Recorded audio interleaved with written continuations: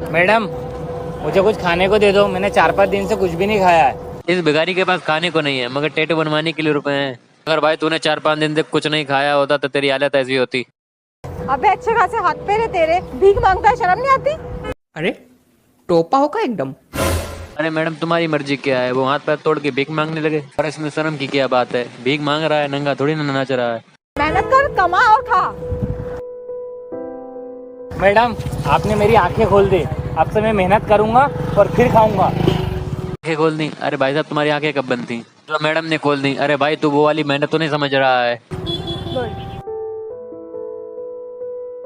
अरे भाई इसे मेहनत नहीं चुतियापा कहते हैं। इससे ज्यादा रुपए तो भीख मांग के भी कमा सकता है। बात तो सही है।